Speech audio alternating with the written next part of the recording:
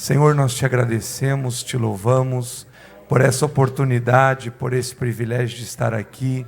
Aqui está o teu servo, Senhor, com a palavra entesourada em seu coração. Que a tua palavra, Senhor, venha fluir como rios de águas vivas, Senhor, do trono da tua graça ao coração da tua igreja. Usa o teu filho, instrumentaliza-o mais uma vez para a glória do teu nome, e nós te daremos glória, honra, louvor e adoração em nome de Jesus. Amém. Graças a Deus.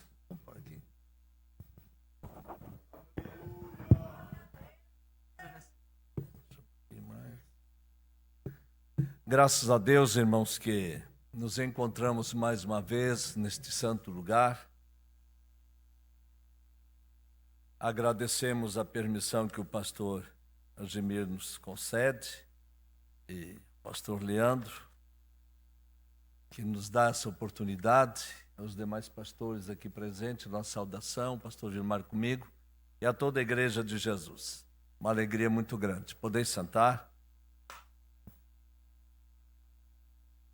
Irmãos queridos,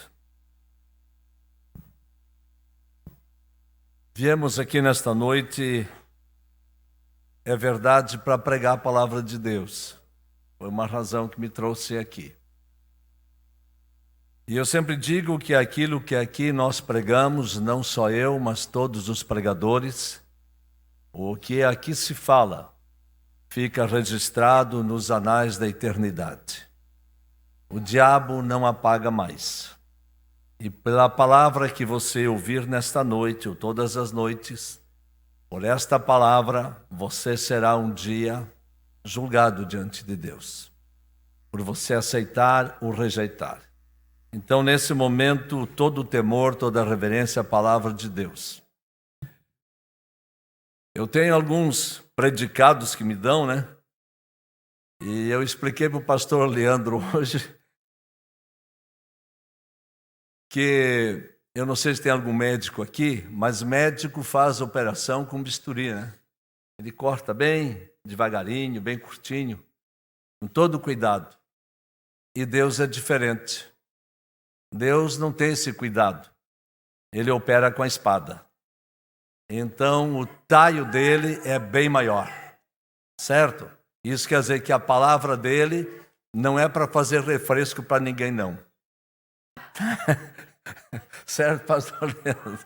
Então eu vim aqui pregar a palavra de Deus, irmãos. Se doer, é porque Deus está cortando. Mas Ele sara, Ele cura. Porque a Bíblia diz que a palavra de Deus é como fogo consumidor. Então é fogo, não é fácil aguentar calor de fogo. E é espada, e ainda mais é martelo.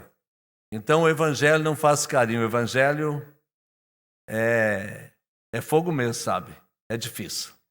Então eu gostaria que todos os irmãos, quando puder, dá um aleluia, glória a Deus, e me ajudem aí.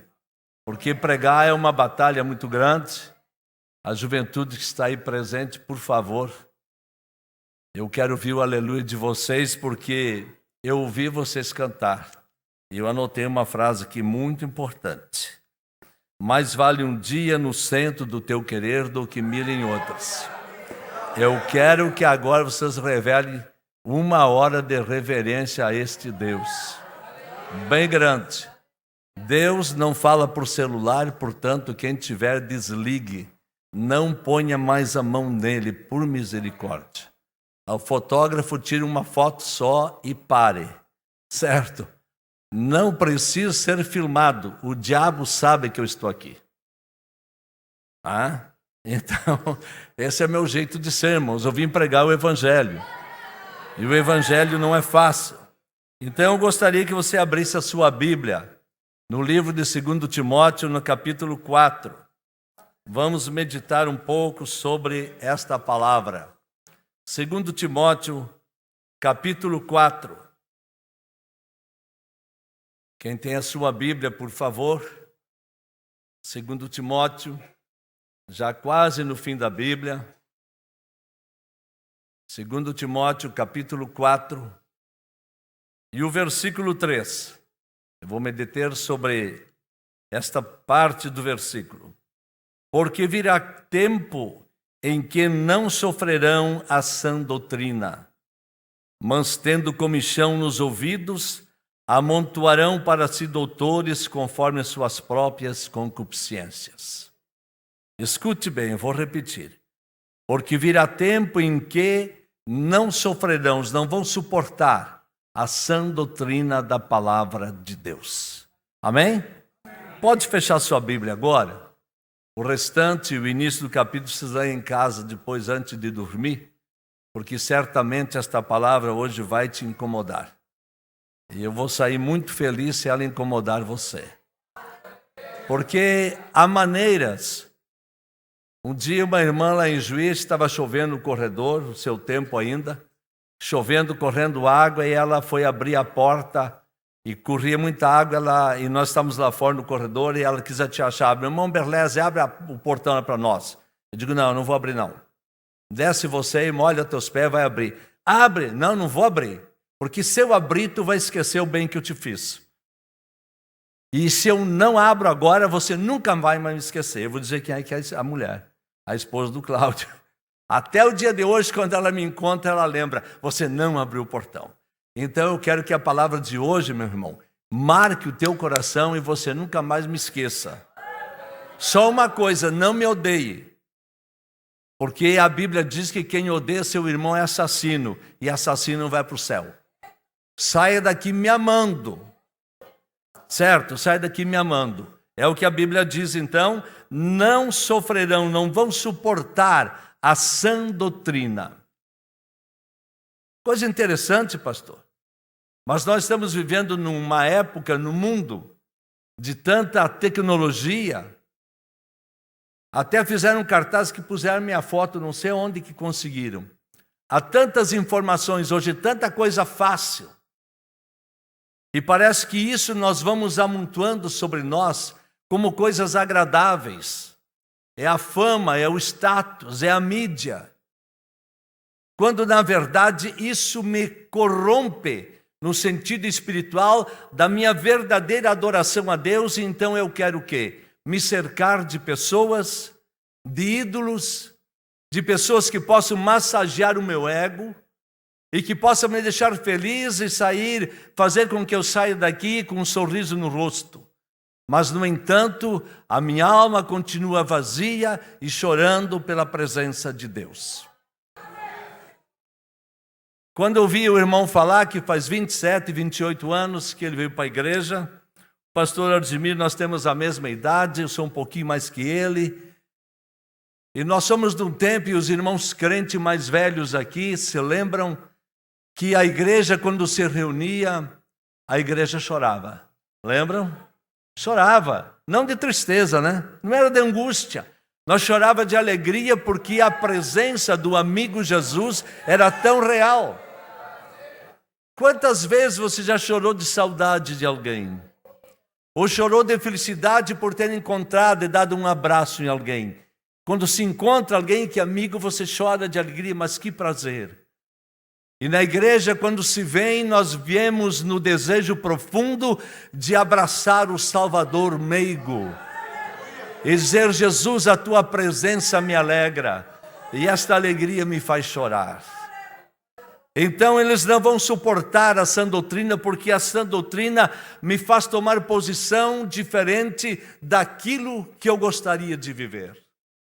O evangelho nunca veio para ser pregado para agradar, mas ele veio para mudar. E toda mudança, irmãos, toda operação, ela causa dor. Nós, se ficarmos doentes e passarmos por uma cirurgia, nós levamos uma anestesia e dói levar uma anestesia.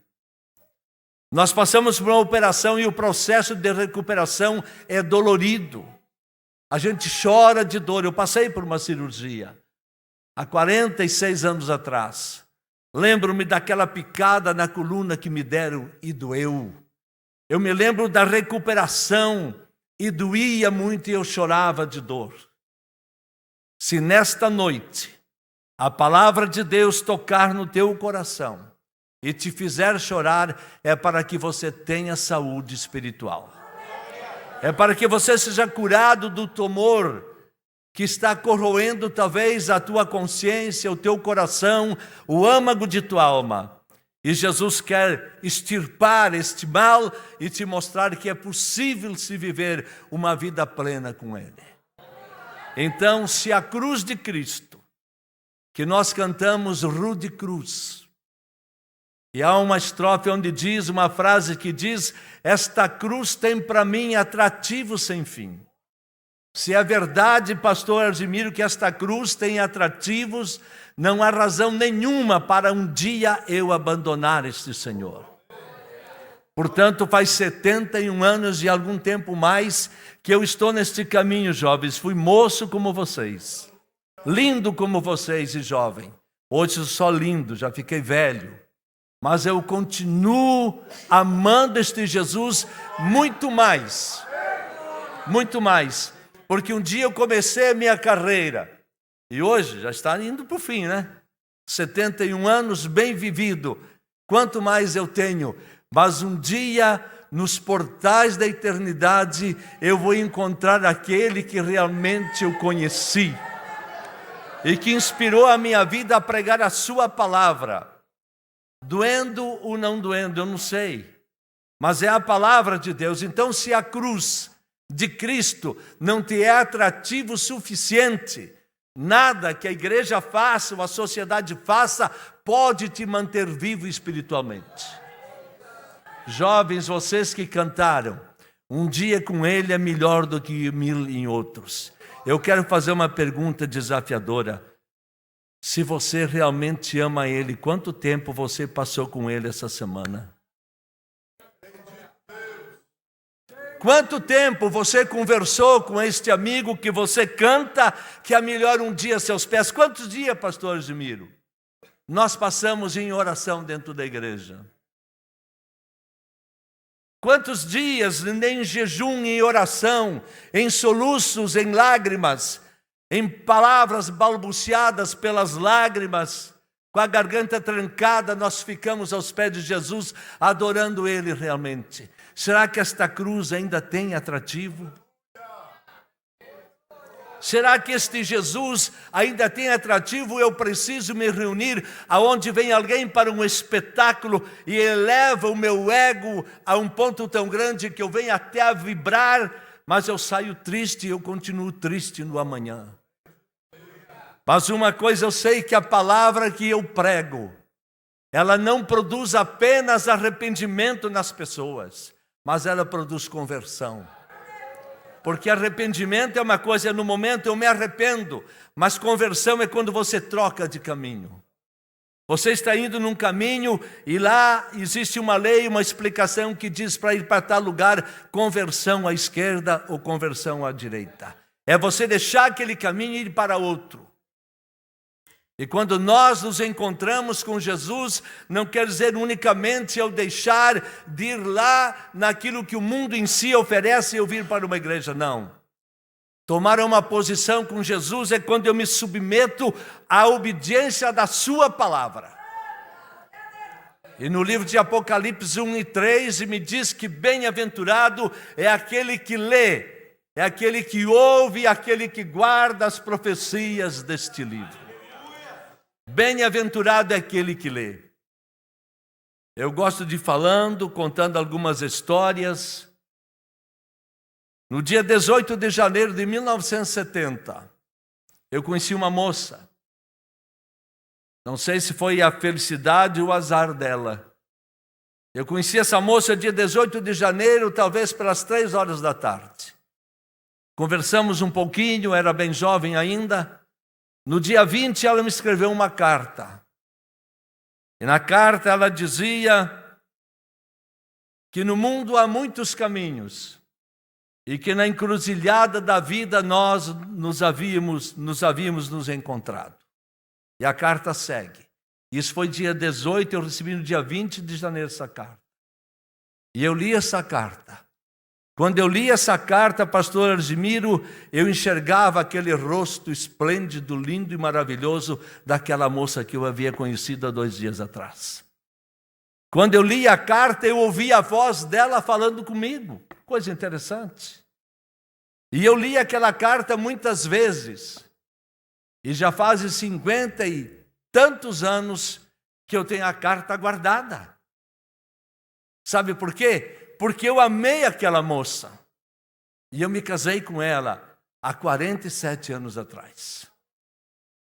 Tudo porque ela fez uma carta de amor para mim. Jovens, escutem aqui, irmãos, escutem aqui. Deus escreveu uma carta de amor para mim. E Ele diz que me ama. O pastor pregou que Ele é o bom pastor. Ele diz que me ama.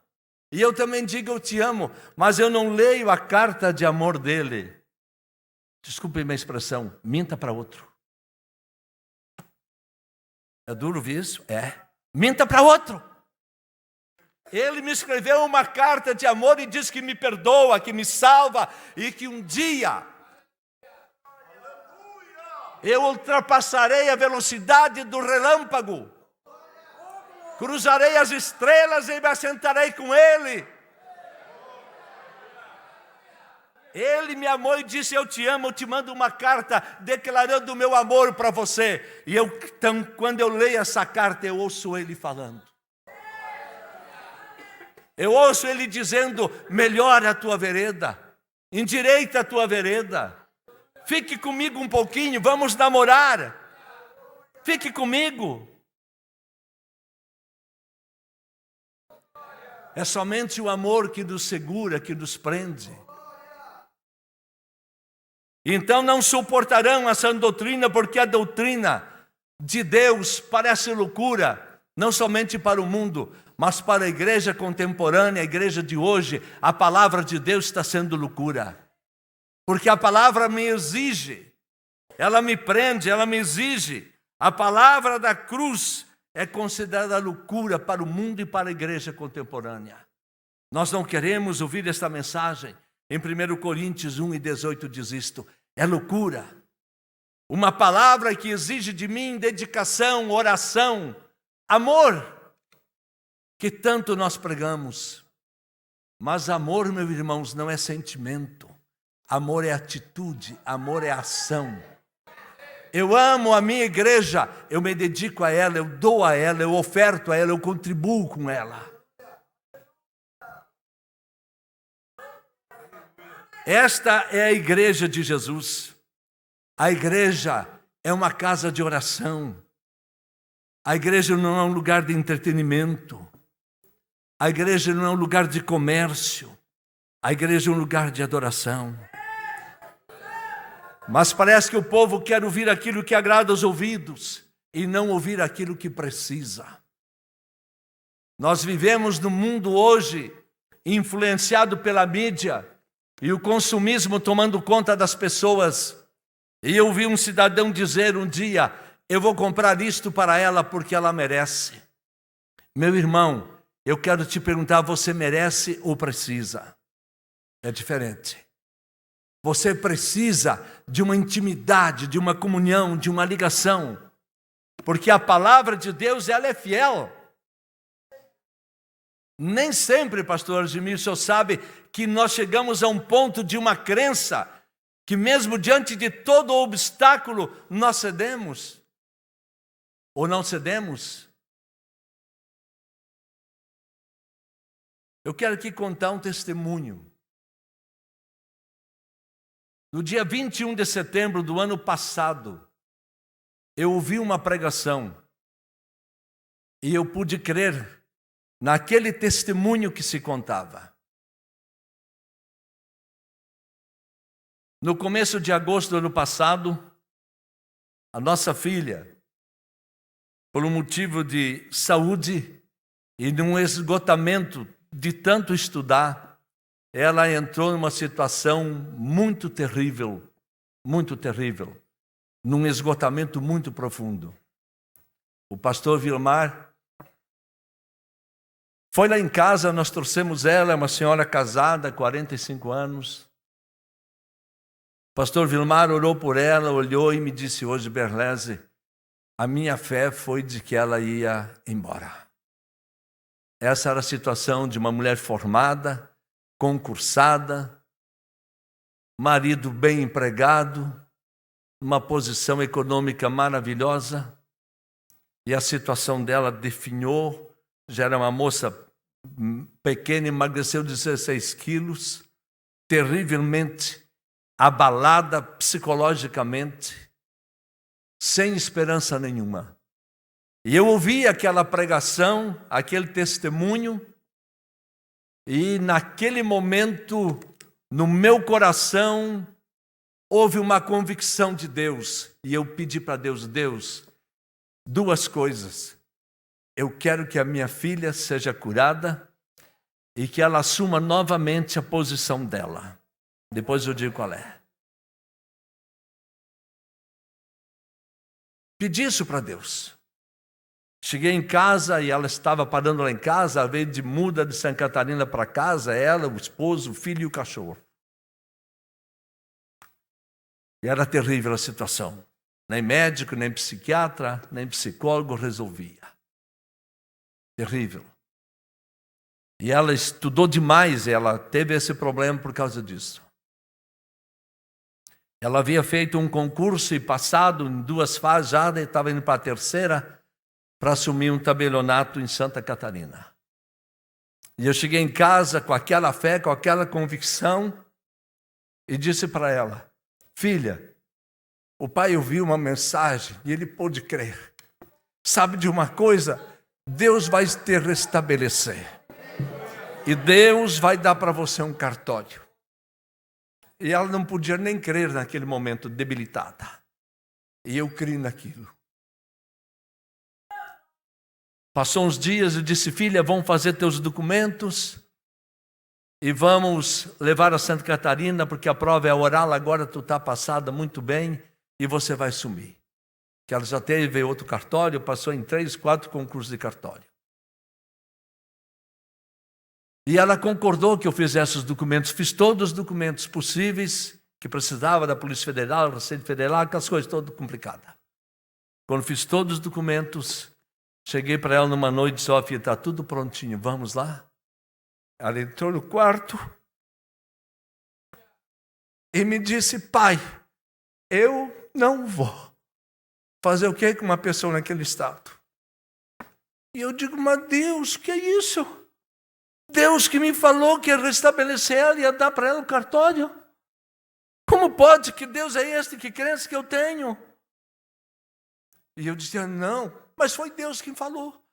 O inimigo dizia, não vai ser possível, porque ela havia renunciado a um outro cartório. Só quando fizer um outro concurso daqui 5, 10 anos. E eu digo, não, eu dizia comigo, eu saía pela rua, e eu dizia, mas Jó disse antes, eu ouvia, mas agora eu te vejo. Eu digo, Deus não pode, tu falou. E ela disse, eu não vou, pai. E aí eu fiquei pensando, bem, se ela não vai, é porque Deus vai fazer alguma coisa. Deus vai fazer com que algum outro concursado entre na justiça e questione lá alguma coisa, e passa o tempo, ela se recupera, ela vai fazer. Essa é a porta de Deus, porque Deus disse que ia fazer. Acontece que ela não foi fazer, ninguém entrou na justiça e passou-se o concurso. Eu digo, mas não pode, Deus falou. Você já viram aquela conversa de pregador que Deus move os céus e a terra por causa de você? Você acredita nisso? Você tem essa experiência? Quer dizer, ser crente falar é uma coisa. E eu havia crido, não, Deus me falou, Deus, faça alguma coisa. Eu não cheguei a dizer isso para ele, mas eu sabia que ele ia fazer. E ela não foi fazer. E a recuperação veio vindo lentamente, na saúde. Mas aquele concurso que era dela se foi. E eu digo, não é possível. Passado 2 semanas, a outra filha minha me liga, pai. A outra minha filha está aqui em Santiago, tem o tabelionato ali. Pai, aconteceu uma coisa importante que nunca tinha acontecido. O que, filha? O tribunal, a corregedoria, vai chamar os concursados de 2013. E a mana está passada naquele.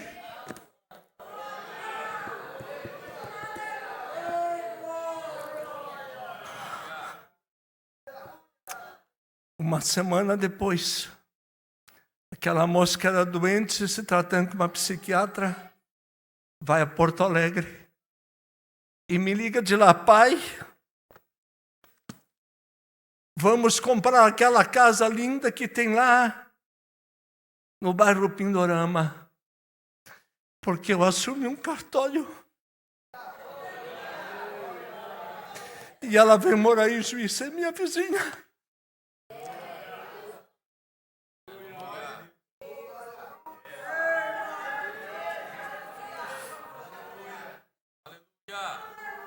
Coisa que nunca aconteceu. Chamar uma pessoa de 10 anos que havia feito um concurso para assumir um tabelionato. Misericórdia. Como que eu vou poder abandonar esse Jesus? Não por causa disto, se isso é grande, mas maior é a salvação que Ele me deu. Ele me deu o direito de morar com Ele um dia. E eu creio que subirei lá. Então eu não quero palavras que me causem conforto aos meus ouvidos, mas eu quero uma palavra que mexa no profundo do meu coração e faça eu entender a minha necessidade de ter um Deus vivo aqui, agora, presente, que opere, que me quebrante.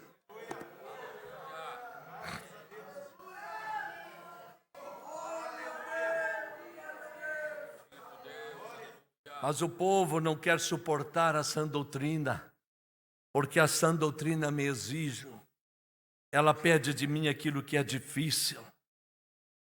A Bíblia diz, foi Deus quem disse, Oséias 8:12, Deus disse: eu escrevi para eles a minha lei, mas eles a tiveram por coisa estranha. Hoje em dia, o povo não quer mais saber de Deus. As igrejas da Europa fecharam, templos fecharam, e as nossas estão indo para o mesmo caminho. Infelizmente, é a grande realidade. A grande realidade está indo para o mesmo caminho, porque não querem aderir, não querem se entrosar à palavra, à exigência de Deus. Eu escrevi para eles a minha lei, mas eles as tiveram por coisas estranhas. Conta-se a história que na Segunda Guerra Mundial, quando Hitler ele faz o seu ponto a sua concentração para matar os judeus e exterminá-los, queimá-los naqueles fornos, era uma multidão muito grande de gente. E se as autoridades ali, que não eram muitas também, chegassem e dissessem para aquela multidão: nós vamos levar vocês para matá-los e queimar vocês naqueles fornos, certamente aquela multidão, pastor, ia se rebelar. Mas aí Hitler colocou na cabeça dos seus oficiais: vão e digam para eles que eles estão indo para as fábricas para trabalhar. Aí eles entram no trem tranquilamente. A mensagem de Hitler era esta: engane eles até a morte. Os engane até a morte. É o que o diabo está fazendo, pastor. É enganando as pessoas até a morte. E o crente vai aderindo aos enganos do diabo. O crente vai aderindo lentamente, porque o destruidor não chega e diz: eu vou te destruir. Não, ele vem e diz: está tudo bem, está tudo agradável, continua assim, está tudo bem, está tudo bem. Os engane até a morte. Mas quando eles chegavam lá onde era para ser as fábricas, que eles viam chaminés de fumaça e pensavam que era fábrica. Não, eles iam para os lugares, para as câmaras de gás. A fumaça era do gás que saía aonde eles morriam, os fornos que os queimavam. Os engane até a morte. Meu irmão, te acorda. Jovens, te acorde. Igreja de Jesus, te acorde. Os enganos satânicos são muitos. Mas a sã palavra de Deus, ela vem para curar, ela é o bálsamo que cura, que acalenta, que fortalece. Nós pregamos um Deus de milagre, como disse Jó: antes eu ouvia que tu fazia isto.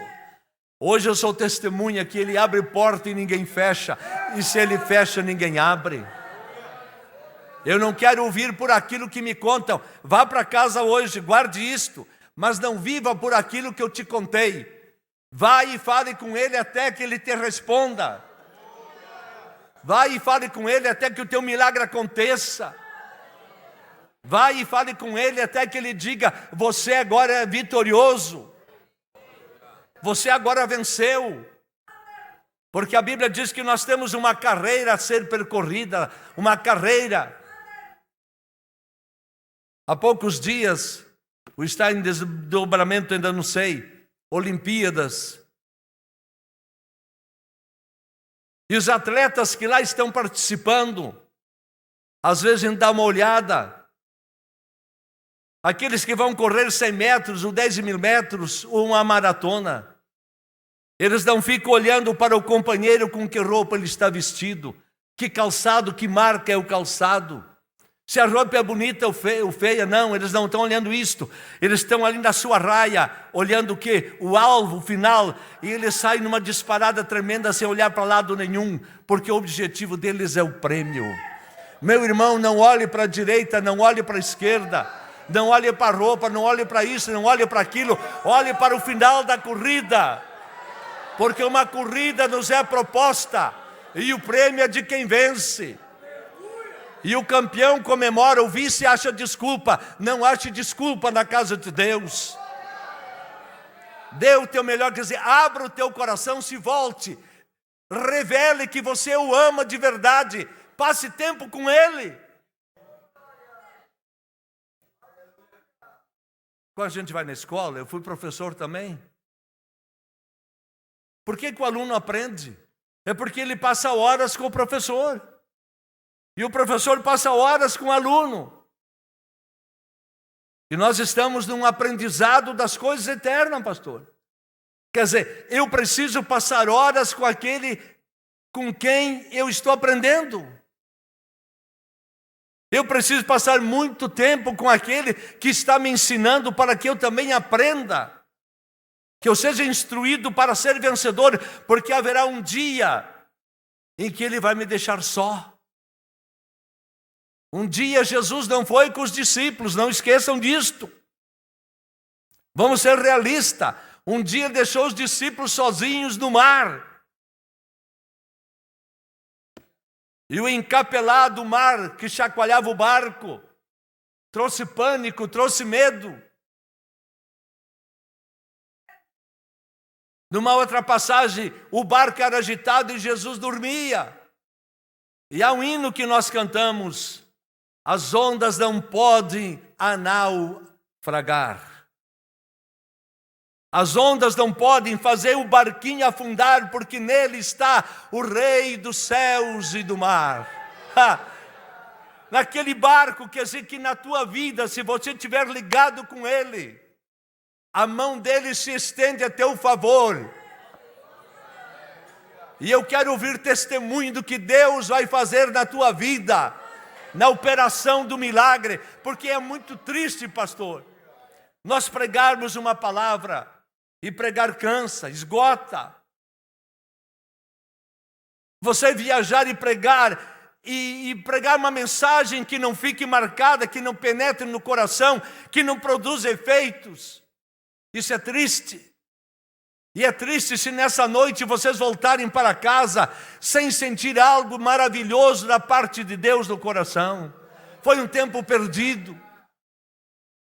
Melhor se tivesse ficado em casa tomando um cafezinho, ou já dormindo, sei lá. Mas você veio aqui certamente numa expectativa, numa ansiedade. Eu preciso ter um encontro com Jesus. Eu preciso ouvir uma palavra que satisfaça a minha alma. É Deus dizendo, esta palavra é loucura.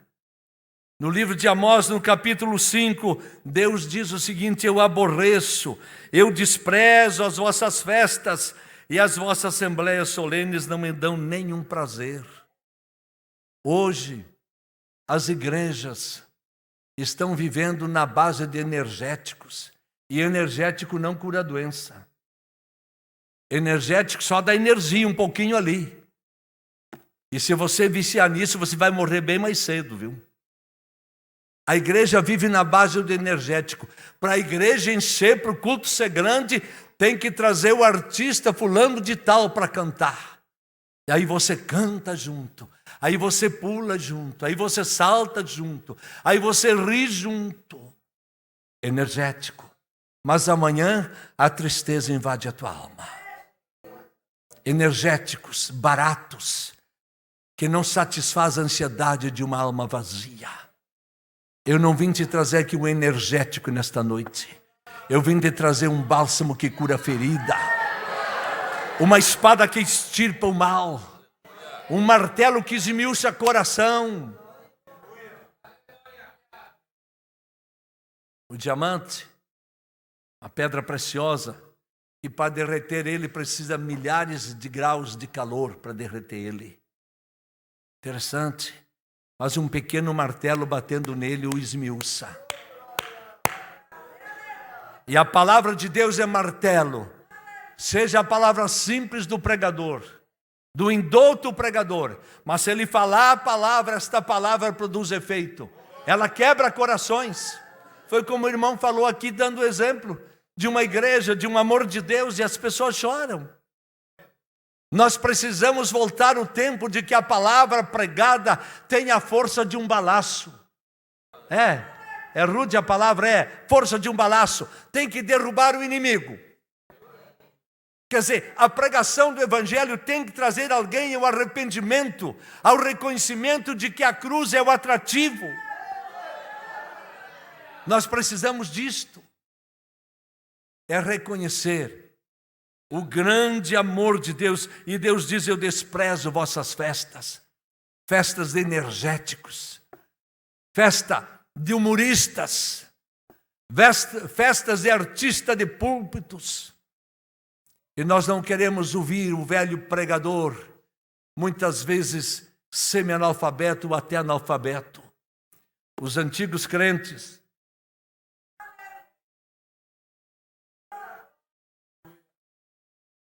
Eu não sei se aqui conheceram, o pastor Gemílio conheceu, o velho Garcias, né? José Garcia. Não tem gente jovem que nem eu aqui para lembrar desse nome. Ele era um senhor de raça negra, pretinho, analfabeto, não sabia ler. Mas ele pregava, interessante. Ele mandava alguém ler um texto e ele pregava. E ele falava. E um dia ele ficou meio invocado e começou a dizer: Jesus, eu preciso mais. Eu preciso aprender a ler. Me ensina a ler, Jesus. E ele era um homem que passava horas em oração, de joelhos dobrados. Me ensina a ler, Jesus. Altas horas da noite. Jesus, me ensina a ler, ele com a Bíblia na frente dele. De repente ele abre a Bíblia e ele começa a ler. O que é isso? Não pode, eu acho que eu estou errado. Ele correu na casa de um vizinho crente. Irmão, eu estou lendo isso aqui, é isso mesmo que está aqui? Sim, irmão, é isso, continue. E ele foi lendo. Nunca foi na escola. Eu fui professor, eu ensinei, eu alfabetizei, irmãos. Eu levava quase um ano para alfabetizar. E este Jesus, em poucas horas, ele ensina o analfabeto a ler.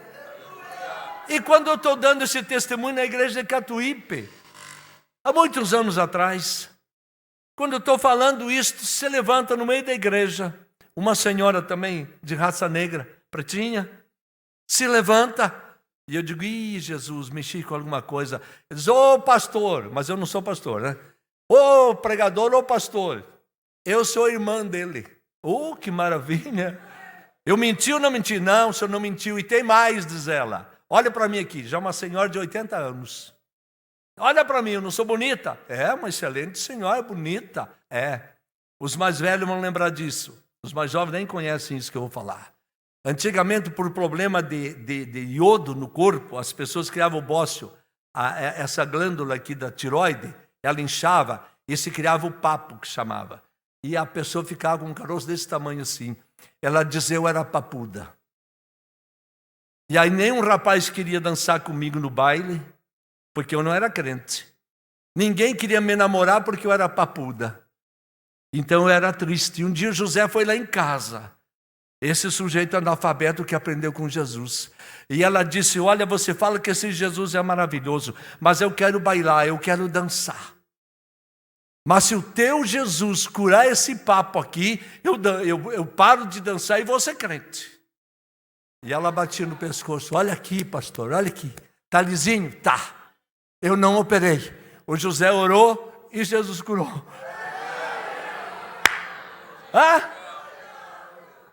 Escuta, no livro de Êxodo diz assim, quando lá no futuro teus filhos perguntarem que pedras são estas tiradas do Jordão, estão lembrados disso, né? Se não está, vai ler a Bíblia e vai lembrar. Quando no futuro teus filhos perguntarem que pedras são essas, quando no futuro, escute jovens, vocês aqui, irmãos mais jovens, quando no futuro teus filhos, teus netos perguntarem, papai, que vida você viveu com Deus? Qual é o teu testemunho que você vai contar? Aí eu achei meu namorado, meu primeiro namorado pela internet. Eu me casei com ele, fiquei 2 meses casado. Depois eu procurei um outro e achei outro, fiquei 5 anos. Depois eu fiquei com outro 10 anos. E com os 3 você vai para o inferno. Eu não estou brincando. Quando no futuro teus filhos perguntarem qual é o testemunho, papai, do seu namoro, qual é o testemunho, mamãe, do seu tempo de namorada? Papai, qual é o testemunho daquilo que o senhor via na igreja, do milagre que acontecia? Esse dia uma irmã me disse, não, mas a mídia tem que divulgar o culto. Não precisa, não façam isto. Porque o dia em que Deus fizer um milagre no meio da igreja, há uma história de 70, 80 anos atrás nessa igreja que percorreu o mundo, sem mídia, sem internet, sem nada. Há um marco aqui. Não tinha jornal e, pelo contrário, tinha tudo contra a igreja. Não era assim, meu garoto? Velho avô. Esse velho homem que foi o pastor daqui, avô desse menino ali. Menino, né, doutor? Aqui em cima, quando aqui ele residia, talvez 40 anos atrás, nem sei mais. Os jovens nem sabem isto. Aqui, eu acho que foi aqui no centro dessa igreja, quando se construiu essa igreja. Aquele tempo se construía as paredes fazendo massa com cal. E o cal vinha, um cal virgem em pedra, e se queimava com água, e ele fervia, queimava, ele ia a 100 graus. E esse pastor tinha uma filhinha de 2 aninhos, e eles estavam queimando o cal aqui dentro, que tinha um buraco. E aquela criança caiu ali dentro e morreu. Sabiam disso? Vocês não sabiam? Morreu. E a cidade toda se levantou contra a igreja, está aí, ó.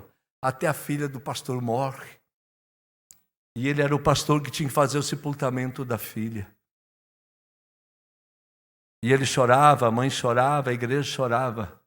E ele me disse, na sua cama, deitado já no leito de morte, disse, irmão Berlese, eu entrei para o quarto, dobrei o joelho e disse para Jesus, Jesus, tira a tristeza da minha alma. Eu perdi minha filha. Não deixe eu nunca mais ser triste. Nunca mais. Ele disse que ele voltou do quarto, isso ele me contou, ele me confessou, ele voltou do quarto rindo, com uma alegria tremenda. Eu não sei se ao pegar o pequeno caixão, ele tenha dito, vai filha, eu tenho muito que incomodar o diabo ainda. Essa igreja nasceu assim, de provas incontestáveis, não precisa da mídia, precisa de fatos reais. Fatos reais. Vidas transformadas pelo poder de Deus. pecadores se converterem quando ouvir a palavra, seja de quem for. Não precisa ser de doutor, de pastor, de pregador, não. Você é filho de Deus, abra a tua boca, diga o que Ele fez na tua vida, conte para o mundo quem é Jesus. Está faltando é testemunho de quem Ele é, mas nós queremos mensagem que satisfaça o âmago de nossa vida, no ego de nossa vida. E a mensagem que mexe com a nossa alma, porque fere, porque machuca, porque nos tira da comodidade, nós não queremos ouvir. Mas se a cruz não te serve de atrativos, nada que a igreja faça, nada que a mídia faça, poderá satisfazer o anseio da tua alma. Esta cruz tem para mim atrativo sem fim. E eu preciso retornar a ela. Eu preciso me voltar para ela. Eu preciso compreender que ela realmente, alguém que disse um dia, quem um dia viu o reino e ficou encantado por ele, perdeu o direito de viver sossegado. Escutou bem, eu vou repetir. Quem um dia viu o reino e ficou encantado por ele, perdeu o direito de viver sossegado. Talvez há 50 anos atrás, por ali, quando o pastor Egemir era jovem, tinha um velhinho, que não era velho, mas cabeça branca, o Coraldino, né?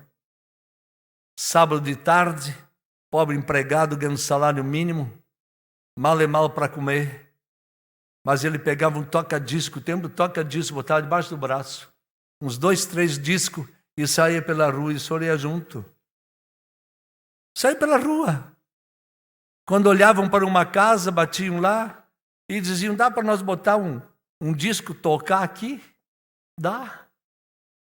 E as pessoas ouviam aquele disco, eles pregavam, a pessoa aceitava Jesus, os valentes deixavam de ser valentes, o bêbado ficava curado, o enfermo era restabelecido na saúde, e não tinha mídia, mas tinha fatos.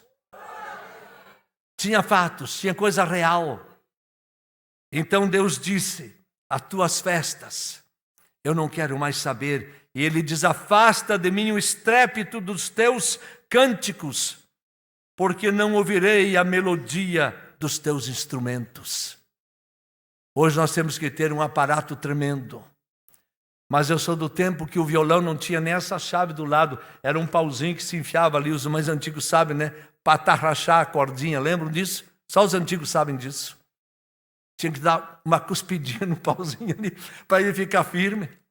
E se tocava desafinado. E se cantava sem entender de música. Mas só o seguinte, quem ouvia se convertia. Hoje nós temos tanto instrumento, tanto aparato, tanto barulho, que tem vezes que até o diabo foge porque não aguenta. Que dirá Deus. Aí ele vai lá na esquina, 3, 4, se tu ir lá, tu encontra Deus lá. Vai, fuja para lá. Quando o barulho é demais, sai da igreja, vai lá na esquina que Deus está lá. Mas quando houver quebrantamento e tu vir prantos, corra para este lugar, porque Ele está aqui. Quando o pregador falar de um Deus poderoso, porque nós precisamos realmente de uma mensagem que conforte os aflitos e aflige os confortados. Nós precisamos disso, de uma mensagem que conforte aqueles que estão aflitos. E lá em Coríntios diz que a nossa mensagem tem que ser essa, é confortar os que estão aflitos. A tua palavra tem confortado os aflitos? A tua mensagem, o teu viver tem confortado os aflitos? Não diga que eu sou um pregador, como me chamo, pregador marreta. Não sou marreta. Eu estou falando da palavra de Deus. E esta palavra abre portas. Ela quebra fechaduras.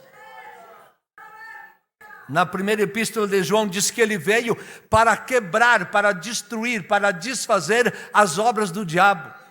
Escute bem, desfazer, quebrar não é carinho. É violência, é força. Um soldado quando vai para a guerra, meu irmão, ele não vai para o meio de um jardim florido. Ele vai para o meio do pedregal, dos espinhos. Ele sua, ele geme, ele sofre, ele corre. A bala canta ao seu ouvido, mas ele continua a defender a sua pátria. Meu irmão, se o inimigo se levanta contra você, numa perseguição, numa doença, numa enfermidade, numa dor, numa incompreensão, continue. Você não foi chamado para viver no meio de um jardim florido. Você foi chamado para a batalha. Jovens, vocês foram chamados para a batalha. Não é o jardim florido de um namoro ilícito que te fará feliz, mas será um namoro temente a Deus. Será uma vivência temente a Deus que te fará feliz e próspero e vencedor. Essa é a realidade da palavra. Quando no futuro teus filhos perguntarem que pedras são estas, então dirás: estas pedras foi quando nós passamos o rio lá em seco, porque Deus abriu e nós tiramos de lá. E escute, quando as pedras de lá foram tiradas e feito um altar lá no arraial, Deus disse para Josué: volte e faça um altar no meio do rio. Foi ou não foi? Quem não sabe vai ler a Bíblia de Josué que vai ver. Faça um altar lá no meio do rio. E Josué fez um altar lá. E ele fez uma oração lá. Ninguém sabe que oração ele fez. Ninguém sabe que pacto que ele fez. A verdade é que depois o rio tapou aquele altar, nunca ninguém mais viu. Mas a Bíblia diz que aqueles que eram contemporâneos de Josué, eles foram fiéis até a morte. Por causa do exemplo de um homem de Deus. Escute. Seja o exemplo na tua geração, jovens. Seja um exemplo no meio de uma juventude corrompida, de namoros ilícitos. Seja você o marco. Há um livro que diz o segredo do lugar secreto. Aonde foi o teu secreto com Deus? Aonde é o lugar do teu encontro com Deus? Aonde foi que Ele te encontrou? Lembra do lugar?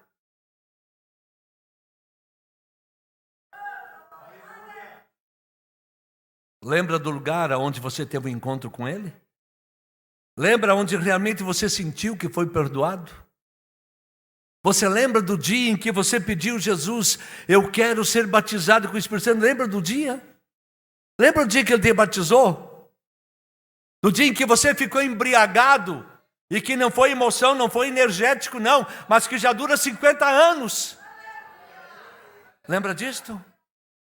Aonde foi o teu secreto? Eu li algumas histórias. E li a história de um homem chamado Demo Shakarian, fundador da Donep. Ele tinha um lugar secreto. Era a Catedral Verde. Sabe onde é que era a Catedral Verde? Era no meio do milharal onde ele se escondia. E lá ele teve comunhão com Deus. Vocês leram a história de David Wilkerson? Aonde foi a catedral dele? Foi no meio de um trigal. E se tornou homem conhecido no mundo, quando na época não tinha mídia. Quando ele foi e pregou para os drogados dos Estados Unidos, no livro A Cruz e o Punhal, e o Foge Nick Foge. Foi ali aonde ele teve o seu encontro, o seu marco com Deus. Aonde foi o teu marco? Qual é a mensagem que você ouviu, que mexeu, que compungiu o teu coração e tu disse: eu nunca mais vou abandonar, eu sofrerei, mas eu não vou abandonar. Lembra do dia em que Jesus realmente te encontrou? E Ele te comissionou a você testemunhar do que Ele tem feito na tua vida. Eu não quero testemunhar apenas que Jesus deu alguma coisa para minha filha, não.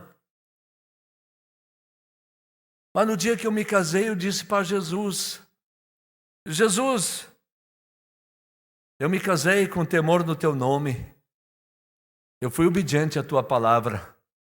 E eu vou te pedir, Senhor, lá no quarto do hotel, de mão dada com essa mulher, de joelho dobrado ao lado da cama, orando. Eu disse: Deus, nós vivemos com dignidade diante de ti. E eu quero, se do nosso relacionamento nascer filhos, eu quero filho perfeito, inteligente, e que galguem posições nesta vida para serem úteis na tua obra. Eu pedi isso para Deus.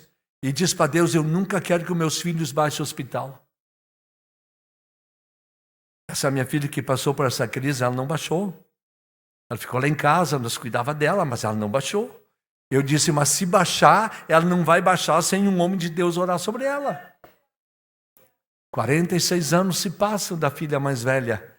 Ela foi ao médico e ficou um dia no hospital para ganhar um nenê. Por quê? Porque Deus é fiel. Porque Deus é verdadeiro. Marcos de comunhão, de intimidade, de ligação com Deus. Eu não vivo à base de energéticos. Eu vivo à base de uma palavra que é viva. E isso o apóstolo Paulo nos ensina. E uma coisa importante que o apóstolo Paulo, enquanto viveu, o inferno não teve sossego. Nós hoje vivemos no sossego da vida. E disse, acho que foi o pastor Zimiro hoje, não me lembro, o Leandro, o pastor Vilmar, não lembro.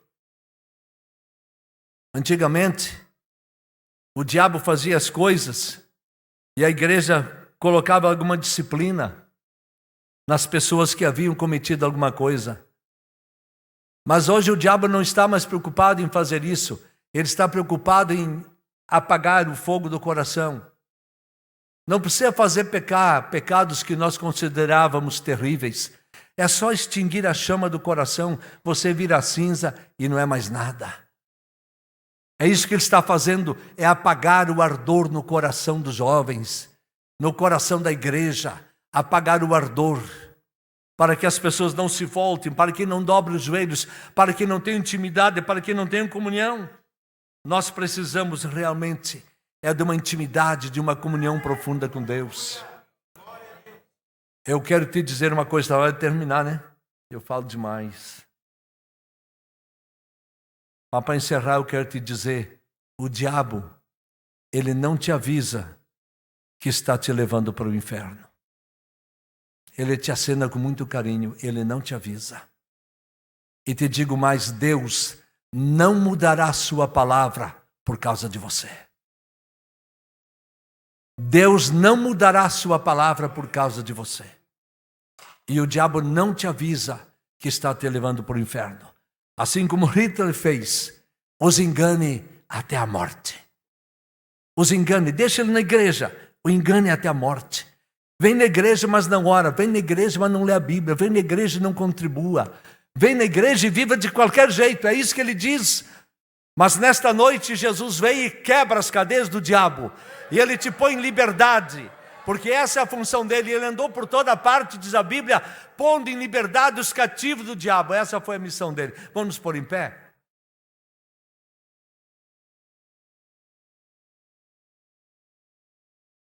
Podemos orar? Irmãos queridos, eu não vou perguntar se você gostou ou não. Eu sei que eu preguei a palavra. Eu não vim para satisfazer o gosto de ninguém. Eu vim aqui para contar quem é o meu Jesus. Ele é Salvador, mas Ele é juiz e justo juiz. Eu quero convidar você que ouviu a palavra e que creu nesta mensagem, na palavra de Deus. Se você pode nessa noite fazer um propósito com Deus de uma mudança na tua vida, de uma mudança radical. Se você quer aceitar realmente a observância dos seus estatutos, dos seus mandamentos e quer viver com Ele. Se você quer ser cheio do Espírito Santo e tem desejo disso, então eu quero te convidar. Vem até aqui à frente para nós orar por você. E eu não insisto em convite, meu irmão. O convite é de graça. Agora, só uma coisa, eu não creio que Deus não falou com ninguém. Em absoluto. Nessa hora o inimigo diz, fica. E o Espírito de Deus diz, vai. Tem alguém que ouvindo creu e que quer um milagre na sua vida, quer uma resposta de Deus, você tem 30 segundos para isso. Eu não insisto em convite não, irmãos.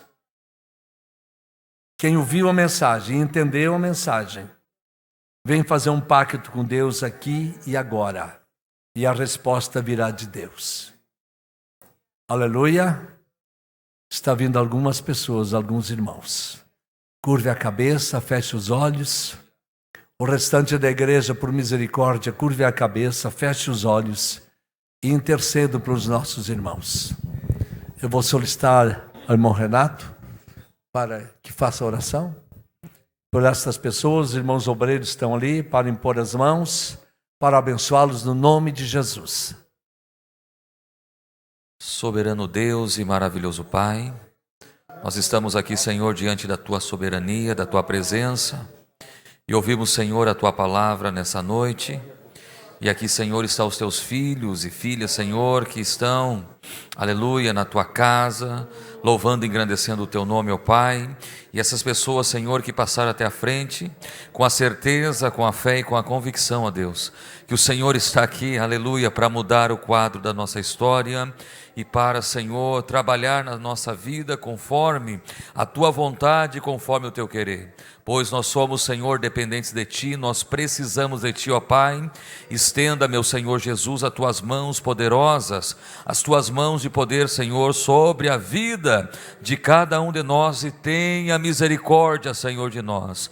Tenha, Senhor, compaixão da nossa vida, pois nós necessitamos do Senhor. Nós somos, ó Pai, dependentes totalmente de Ti, ó Deus, e cremos, meu Deus, que o Senhor está conosco para nos ajudar a vencer, Senhor, as barreiras, as dificuldades, os dias maus, difíceis, trabalhosos, Senhor, as lutas. Enfim, ó Deus, o Senhor não nos deixará sozinho, porque o Senhor disse que estaria conosco, ó Pai, e nós cremos, aleluia, no poder da Tua palavra. Nós cremos, Senhor, aleluia, que o Senhor ainda faz milagres, que o Senhor muda a história do homem, da mulher, do moço, da moça. Nós cremos, Senhor, que grandes coisas o Senhor pode fazer, e o Senhor faz no nosso meio, pois aqui é o local onde o Senhor ordena a bênção e a vida para todo sempre, ó Pai. No nome de Jesus nós oramos.